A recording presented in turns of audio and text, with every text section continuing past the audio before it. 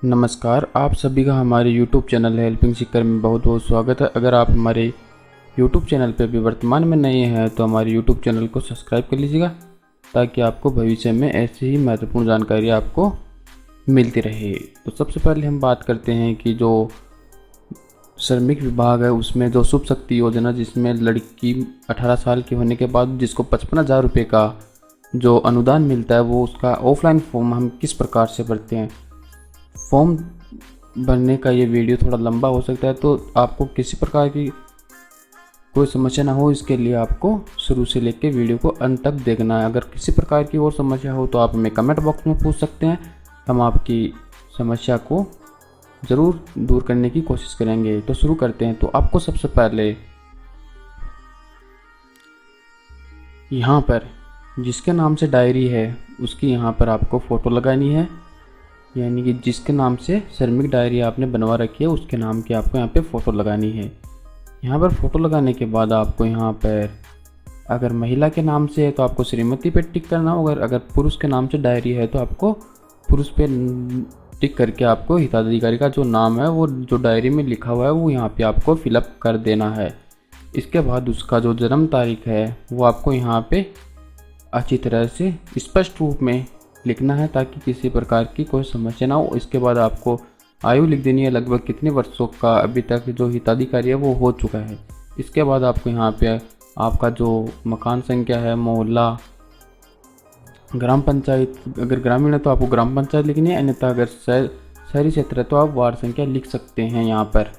इसके बाद आपको जो ब्लॉक है या शहर है उसका नाम, इसके बाद आपको अपना जिले का नाम लिख देना है। इतना लिखने के बाद आपको यहाँ पे नीचे आना है।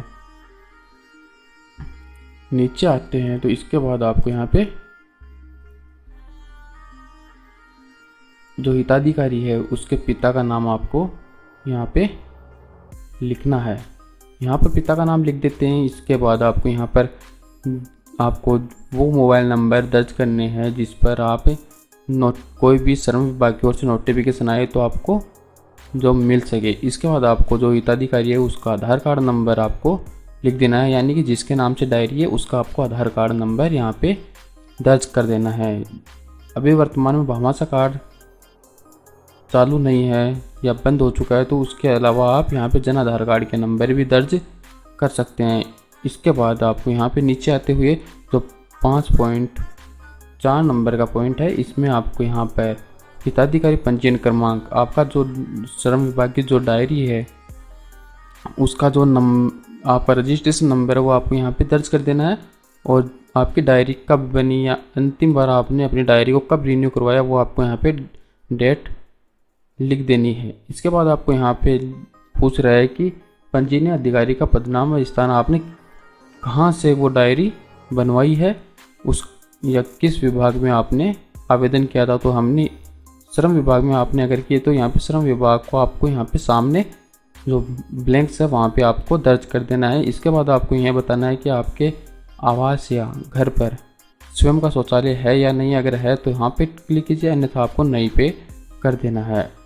इसके बाद आपको यहाँ पे महत्वपूर्ण जानकारी पॉइंट नंबर 6 में है कि अगर आपके माता पिता जो, यानी कि आप जिस लड़की के नाम से आप पैसे लेना चाहते हैं उसके माता पिता दोनों की डायरी बनी हुई है, जो दोनों अगर मजदूर हैं तो आपको यहाँ पर जिसके नाम से आप भर रहे हैं उसके अलावा आपको यहाँ पे उनका क्रमांक और उनका नाम लिख देना है। इसके बाद आपको नीचे आना है, यहाँ पर हिताधिकारी नियोजन संबंधी। इसके बाद अगर आप जो हिताधिकारी है उसका जो जहाँ पर उसने काम किया है नियोजक, यानी कि किसी स्वयं समूह के लिए या किसी ठेकेदार के नीचे काम किया है तो उसका वहाँ पे आपको डिटेल्स लिख देना है, उसका आपको नाम लिख देना है और उसका जो पूर्ण पता है वो आपको यहाँ पे फिलअप कर देना है। यहाँ इसके बाद आपको यहाँ पे जो हिताधिकारी है उसने क्या कार्य किया, बेलदार, मिस्त्री, बिजली का कार्य, नल का कार्य, जो भी है वो आपको यहाँ पे लिख देना है, और कब से कब तक किया आपको यहाँ पर वो डेट लिख देनी है। इसके बाद आपको नीचे आना है। नीचे आते हैं तो आपके सामने जो पॉइंट नंबर 8 है उसमें आपको यहाँ पर जिस बालिका के नाम पर आप सहायता चाहते हैं उसका आपको यहाँ पे नाम लिख देना है। नाम लिख देने के बाद हिताधिकारी का जो पिता है उसका आपको नाम लिख देना है।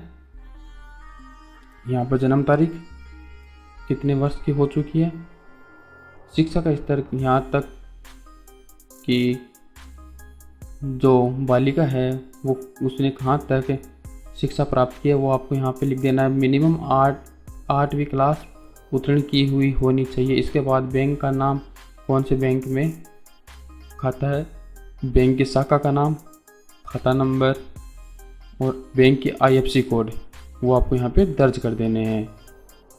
ये इतना सब कुछ दर्ज करने के बाद आपको जो नीचे सेकंड पेज है उस पर आ जाना है। यहाँ पर आपको आने के बाद शुभ शक्ति योजना की जो घोषणा करता है उसके बारे में यह है। यहाँ पर हिताधिकारी का नाम आ जाता है, इसके बाद उसके पिता का नाम, पूर्ण निवास पता, मोबाइल नंबर। यहाँ पर ये पूछ रहा है कि अंतिम कितने वर्षों तक काम किया है वो लिखना है और कितने वर्षों से काम करते आ रहा है वो लिखना है। यहाँ पर मजदूरी की है या बेलदारी जो कार्य किया है वो आपको यहाँ पे दर्ज कर देना है। इसके बाद आपको जो नियोजक है उसका आपको यहाँ पे नाम लिख देना है, जो यानी ठेकेदार या नियोजक जो भी है। अगर ठेकेदार है तो उसका जो संस्थान है उसका नाम लिख दीजिएगा। यहाँ पर जहाँ पर आपने काम किया उसका जो पूर्ण पता है वो लिख देना है, यानी कि नियोजक का जो जहाँ पर काम करवाया था वहाँ का। इसके बाद आपको अपना मोबाइल नंबर लिख देना है और यहाँ पर आपने कब से कब तक काम किया वो आपको यहाँ पे दर्ज कर देना है। इसके बाद आपको बताना है कि आपने मजदूरी की है या मिस्त्री को किस रूप में यहाँ पे आपने काम किया है वो आपको यहाँ पे बता देना है। इसके बाद आपको यहाँ पे जो नीचे है उसमें आपको यहाँ पे फिलअप करना है कि राजस्थान के श्रम विभाग, यहाँ पर आपको श्रम विभाग टाइप कर देना है। इसके बाद जो आपकी श्रम विभाग की डायरी है उसका रजिस्ट्रेशन नंबर आपको लिख देना है। इतना लिखने के बाद आपको यहाँ पे नीचे आना है। यहाँ पर आपको जिस बालिका का लिए आपको आवेदन कर रहे हैं उसका नाम लिख देना है, उसके पिता का नाम और उसकी जन्म तिथि। लिखने के बाद आपको यहाँ पे फिर से बालिका का नाम, यहाँ पर पिता का नाम लिख देना है। यहाँ पर इतना लिख देते हैं तो इसके बाद आपको नीचे आना है। अगर वीडियो अच्छी लगी तो हमारे YouTube चैनल को सब्सक्राइब ज़रूर कीजिएगा। इसके बाद आपको यहाँ पे नीचे आते हैं तो आपको यहाँ पे जो हिताधिकारी है उसका आपको सिग्नेचर या अंगूठा लगवा लेना है। इसके बाद जो गजेटेड अधिकारी है उसके द्वारा आपको यहाँ पे सत्यापन करवा लेना है। सत्यापन के साथ में आपको उसका जो मोहर है वो यहाँ पे आपको लगवा लेना है। उसका मोबाइल नंबर भी अनिवार्य है और उसकी जो एक ID होती है कि आप वोटर ID, आधार कार्ड, कुछ भी आपको उसकी एक प्रतिलिपि इसके साथ में लगानी है। यहाँ पर लगाने के बाद आपको तो अंतिम पृष्ठ होता है उसमें आपको यहाँ पे बताना है कि आपने हिताधिकारी के पंजीयन पत्र यानी कि आपने जो लेबर डायरी है वो आपने दर्ज इसके साथ लगाई है या नहीं लगाई है, आपको हाँ या ना में लिख देना है। इसके बाद आपको पासबुक की फ्रंट पेज आपको उसकी प्रतिलिपि लगानी है। भामाशाह कार्ड या जन आधार कार्ड और आधार कार्ड आपको यहाँ पे संलग्न करना है।